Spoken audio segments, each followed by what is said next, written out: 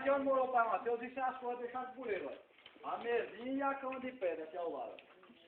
Ali atrás ele fechou uma proteger do vento à noite. E essa demarcação... Ele correu há quanto tempo? Isso foi século XVIII. Quando é que está atrás daqui? Esse é o limite de preservação para o pessoal não entrar, para não mexer. Entrou. Agora ele teve muito trabalho para fechar aquilo ali, viu? Agora sobre os índios cariris, a cintura está aqui, ó. Nem está apagado devido ao processo de erosão. Mas existe vários na região, isso aqui é só uma pequena amostra. Aham. É isso que você passar, né? Vai, eu vou te falar. Atenção, dá para fazer alguma coisa, né? O livro. O professor vai falar alguma coisa. Uma coisa aí. Olha. O negócio de carinha tira foto. Quem quiser sentar, pode sentar. Não pode sentar aí à vontade, pode buscar uma pedrinha e sentar. Não posso sentar não, quando não levanto mais. O livro para a História do Nordeste, da professora Gabriela Martins, ela faz uma análise a partir do Piauí, né, dos sítios arqueológicos aqui no Nordeste. Então, ela vai dividir o que nós chamamos de arte rupestre em 3 horizontes, que ela chama horizontes culturais. E esses horizontes culturais ela classifica como tradição. Nós temos a tradição nordeste, a tradição agreste e a tradição itacoatiara.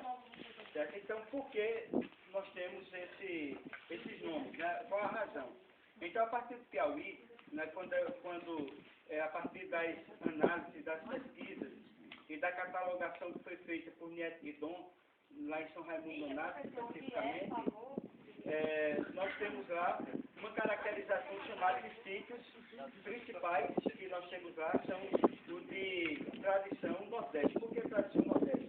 Porque as pinturas rupestres que nós encontramos lá são pinturas em que formam cenas da sexualidade da época, cenas de caçada, cenas de dança, de rituais do mundo lúdico e brincalhão do homem pré-histórico.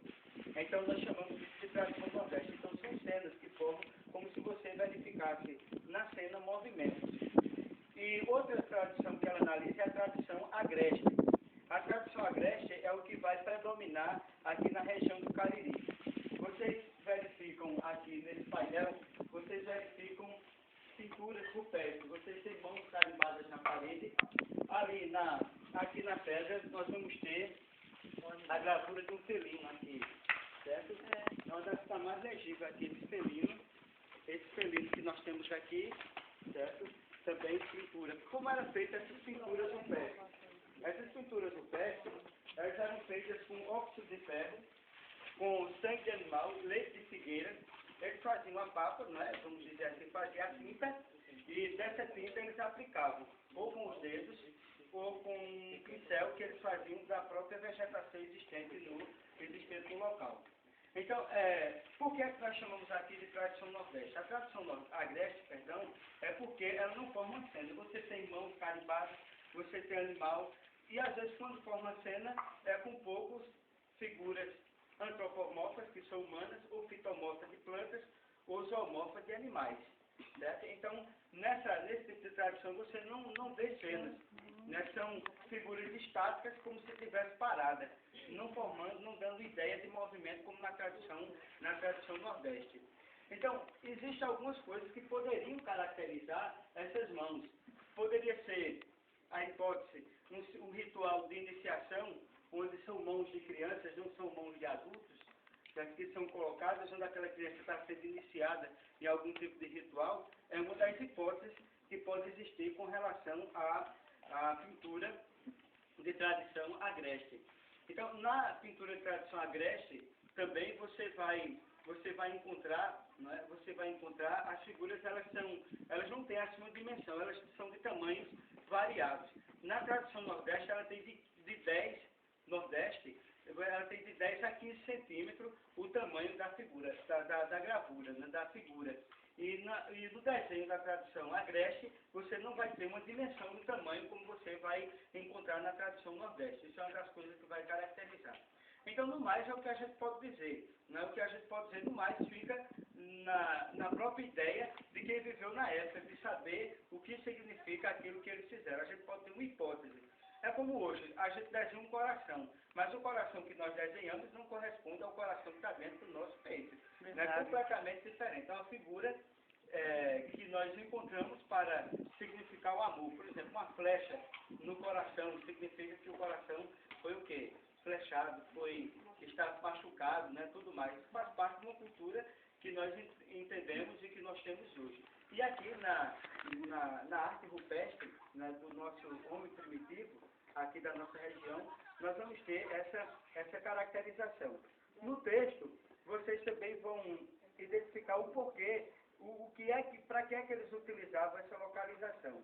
Então, os registros encontrados aqui nesse sítio arqueológico, ele teria sido um ponto perene de acampamento dos homens pré-históricos. Então, aqui não era o local de habitação deles, mas como eles eram seminômades, eles pararam aqui e depois eles seguiram. Né? E aqui também, possivelmente, havia um sítio lítico também, onde eles produziam instrumentos necessários para produzir os materiais para a sobrevivência deles. A título de exemplo, um machadinho de pedra, objetos cortantes para as caçadas que eles faziam.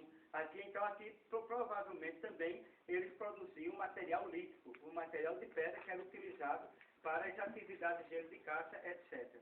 Então, é outra observação também que nós podemos ter. Dentro do que nós apresentamos aí para vocês, nós temos uma classificação preliminar dos grupos indígenas que passaram aqui na região da Paraíba. Os principais que está catalogado no livro de professor José Elias Borges e de José Otávio de Arruda e Melo. O nome do livro é Os Índios no Cariri Paraibano. Então, eu destaquei aqui qual seria, provavelmente, o grupo que passou aqui nessa região. A aldeia que passou aqui, a tribo que nós tínhamos,